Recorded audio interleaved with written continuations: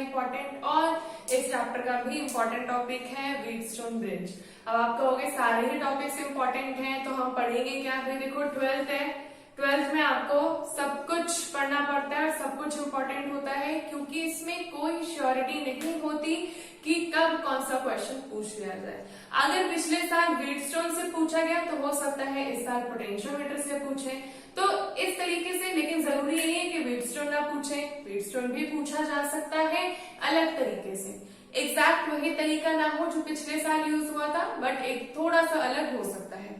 तो इसलिए हर topic important है क्लास 12th में, चाहे वो फिजिक्स हो, मैथ्स हो या chemistry, even English, Hindi, computer और बाकी जो भी आपके सब्जेक्ट्स होंगे। ठीक है, सो आज हम पढ़ने वाले हैं व्हीटस्टोन ब्रिज। प्रैक्टिकल में भी जब आप 12th के प्रैक्टिकल्स करोगे उसमें भी ये हमारे पास एक इंस्ट्रूमेंट होता है, एक अपरेटस होता है जिसपे हम अपना प्रैक्टिकल परफॉर्म करते हैं। सो उस अपरेटस का नाम होता है मीटर ब्रिज। उस पे भी हम व्हीटस्टोन ब्रिज का ही प्रिंसिपल लगाते हैं। तो हमको समझने की जरूरत है कि व्हीटस्टोन ब्रिज या ये व्हीटस्टोन का जो प्रिंसिपल है ये एग्जैक्टली क्या है। तो देखते हैं सबसे पहली बात, व्हीटस्टोन जो थे वो एक साइंटिस्ट थे जिन्होंने चार रेसिस्टेंसेस को इस तरीके से अरेंज किया था इन the form of a bridge, और उसमें से 3 नोन थे और एक अननोन था। हम इस व्हीटस्टोन के ब्रिज में किरचॉफ का प्रिंसिपल लगाएंगे और उससे उस अननोन अपने रेसिस्टेंस की वैल्यू को कैलकुलेट करते हैं। ठीक है बच्चों, अब जो ये इसने अरेंजमेंट किया था, इसी अरेंजमेंट को व्हीटस्टोन ब्रिज कहते हैं। तो सबसे पहले इस अरेंजमेंट को समझते हैं इन्होंने क्या किया था। इन्होंने लिया एक बैटरी, यहाँ से 4 रेसिस्टेंसेस इस तरीके से लगे हैं कि एक ब्रिज की तरह काम कर रहे हैं, और बीच में हमने लगाया है गैल्वेनोमीटर। गैल्वेनोमीटर का काम क्या होता है? गैल्वेनोमीटर एक डिवाइस होती है जो पूरे सर्किट में करंट की प्रेजेंस को शो करती है। ये नहीं बताएगी कि कितने मैग्नीट्यूड का करंट है, सिर्फ इतनी बात बताती है कि यहाँ पे करंट है या नहीं है। अगर ये PQRS का अरेंजमेंट एकदम ठीक हुआ होगा तो फिर इस गैल्वेनोमीटर में जो करंट की वैल्यू शो होती है वो होती है 0।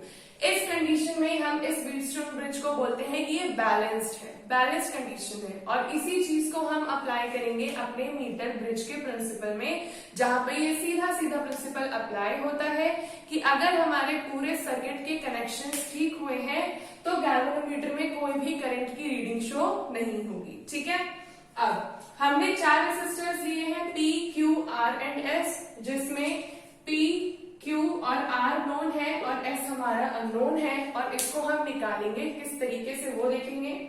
हमने देखा यहाँ से करंट I आ रहा था, 2 ब्रांचेस में बट गया, एक हो गया I1, एक हो गया I2। यहाँ से I1 जाएगा, यहाँ से I2 जाएगा और यहाँ पे मिलके एक जंक्शन आ गया, यहाँ पे दोनों ऐड होके वापस से I बन जाएंगे। ठीक है, अब हम इस पूरे उसमें लूप में हम लगाने की कोशिश करेंगे अपना किरचॉफ का सेकंड लॉ, ताकि हम निकाल सकें अपने अननोन रेसिस्टेंसेस। ठीक है, तो मैं पहला अपना लूप ले रही हूं A। तो यहाँ पे ध्यान से देखा, मेरा करंट I1 जा रहा है रेसिस्टर P से, मतलब PI1। फिर यहाँ पे तो कुछ भी नहीं है, 0 है, 0 into G 0 जाएगा, लिखने की जरूरत नहीं है। यहाँ से इधर जाएंगे, I2 की डायरेक्शन इधर है लेकिन हम इधर जा रहे हैं, मतलब -I2 into R equal to कितना हो जाएगा हमारा? इक्वल टू 0 हो जाएगा, क्योंकि हम EMF यहाँ पे लगाए, ये पूरे सर्किट के लिए हम उसको अकाउंट नहीं करेंगे इसमें, तो कितना आ जाएगा? 0। यहाँ से हमारे पास PI1 बराबर आ जाएगा I2R के, दैट इज फर्स्ट इक्वेशन। ऐसे ही हम सेकेंड लूप ले लेते हैं BCDB, या फिर हम लेते हैं CDBC। C से स्टार्ट कर रहे हैं, कुछ उल्टा ले रही हूं मैं, छोड़ो, B वाले ही लेते हैं, BDCB। तो B से चलेंगे तो क्योंकि यहाँ तो करंट 0 है, इसको लेने की जरूरत नहीं है। यहाँ से ऐसे आए डायरेक्शन से, यहाँ से हमें मिल जाएगा I2S इक्वल टू QI1। जब ये 2 इक्वेशन बन चुकी है, इन दोनों इक्वेशन को हम डिवाइड कर देंगे, यहाँ से I1 और I2 दोनों कैंसिल हो जाएगा और हमें मिल जाएगा P/Q इक्वल टू R/S। ठीक है बच्चों, यही चीज हमें निकालनी थी, क्योंकि व्हीटस्टोन ब्रिज का प्रिंसिपल यही होता है, P/Q इक्वल टू R/S। इतनी बात अगर आपको समझ में आ गई है तो मीटर ब्रिज भी आपको समझ में आ जाएगा। अगर आपको इसको नोट करना हो तो आप नोट कर लें। दूसरी बात सबसे इंपॉर्टेंट जो कि है, आपको जब आप इसको लिखोगे पेपर में, क्वेश्चन में ऐसे आ सकता है कि आप बताओ व्हीटस्टोन ब्रिज क्या होता है, give its principle, working, construction, सब कुछ बताओ। तो आपको क्या करना होगा, इसमें आपको सबसे पहले व्हीटस्टोन ब्रिज के बारे में बताना है, फिर उसके बाद उसकी कंस्ट्रक्शन को भी लिखना पड़ेगा कि आपने इस चीज को कैसे कंस्ट्रक्ट किया। क्या लिखेंगे, अरेंज करना है रेसिस्टेंसेस को in the form of arms, बीच में एक डायगोनल लगाएंगे, उसमें हम अपना गैल्वेनोमीटर कनेक्ट करेंगे और बाकी दोनों को हम ज्वाइन कर देंगे यहां से बैटरी और की से। जो हमारे एक डायगोनल होगा उस एक डायगोनल से हमारी की और बैटरी ज्वाइन होगी और एक डायगोनल पे हमारा गैल्वेनोमीटर जी प्रेजेंट होगा। ठीक है, और इस तरीके से आपको कैसे कैसे नेमिंग, करंट का फ्लो, ये सब चीजें बतानी होती है कंस्ट्रक्शन में। फिर वर्किंग में तो सिंपल इसी चीज को सिर्फ लिखना है, by using Kirchhoff second law हम इसमें लूप बनाएंगे, लूप बनाने के बाद इक्वेशन सॉल्व करेंगे और इस तरीके से करेंगे। और लास्ट में प्रिंसिपल सिर्फ इतना है, प्रिंसिपल है हमारा यहाँ पर कि जब हम अपने इनको रेसिस्टेंसेस को आर्म्स की फॉर्म में रिप्रेजेंट करते हैं तो इसमें जो हमारे बीच में आर्म निकलती है उसमें हमारा करंट फ्लो जीरो तभी होगा जब ये पूरा सर्किट हमारा बैलेंस्ड कंडीशन में होता है। बैलेंस कंडीशन होती है जब P अपॉन Q बराबर आता है R अपॉन S के। ठीक है बच्चों, बहुत ज्यादा सिंपल है, बहुत ज्यादा आसान है, ऐसा घबराने की बात नहीं है कि कैसे होगा। ये अगर समझ जाओगे तो ही आप प्रैक्टिकल भी कर पाओगे जो मीटर ब्रिज से रिलेटेड आता है, जो कि पूरा व्हीटस्टोन प्रिंसिपल पे अप्लाइड है। आओ बच्चों, अब हम देखते हैं वो प्रैक्टिकल जो हम लोग को अपने 12th में करना है, जिसका नाम है मीटर ब्रिज। प्रैक्टिकल एग्जाम्स में आता है ये हमारा सीधा फाइनल में आता है, मार्च में जो हमारे प्रैक्टिकल्स होते हैं। तो प्रिंसिपल इसका सिंपल वही है व्हीटस्टोन ब्रिज का, जिसमें हम ये बात करते हैं कि अगर बैलेंस्ड कंडीशन में होगा तो P upon Q equal to R upon S होगा। अब यहाँ पर हम इसकी कंस्ट्रक्शन को समझेंगे कि क्या है कंस्ट्रक्शन।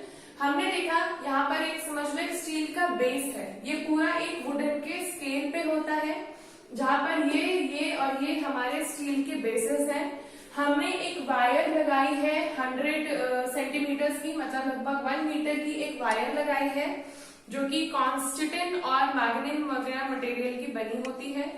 और हमने ये पॉइंट्स जो दो है यहाँ पर हमने नोन रेसिस्टेंस लगाया है, रेसिस्टेंस बॉक्स। ये भी आप देखोगे एक बड़ा सा डब्बा होता है जिसमें बहुत सारे रेसिस्टेंसेस होते हैं, उसको हम बोलते हैं रेसिस्टेंस बॉक्स। ठीक है, और इस वाली आर्म पे हमने लगाया है S, जो कि है हमारा अननोन रेसिस्टेंस, जिसकी वैल्यू हमको कैलकुलेट करनी है। ठीक है, और हमने क्या किया है, हमने इस पॉइंट D से गैल्वेनोमीटर से कनेक्ट करके एक डिवाइस लगाई है जिसका नाम है जॉकी। जॉकी एक तरह से पेन के जैसी होती है, इसका काम क्या है वो समझते हैं।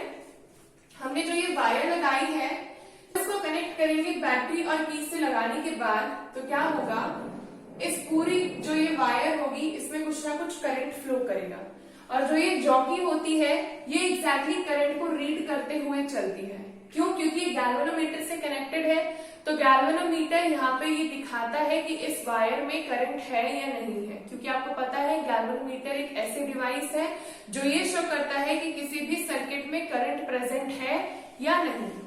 जब हमने इस जॉकी को लेके यहाँ से मूव करना स्टार्ट किया, एक पॉइंट ऐसा आएगा जहां पे हमारे गैल्वेनोमीटर की जो रीडिंग होगी वो 0 पे आके अटक जाएगी, जिसे हम बोलते हैं नल रीडिंग देगा वो। जैसे ही उसका एरो 0 पे आके रुक जाएगा, वही होगा आपका पॉइंट B, और उस A से लेके B तक के पॉइंट की लेंथ हो जाएगी L।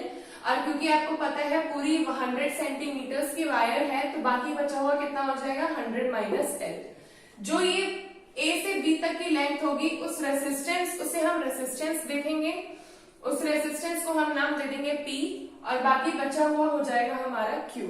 क्यों? क्योंकि हमें पता है P, Q, R, S में से 3 नोन होते हैं और S हमारा अननोन होता है।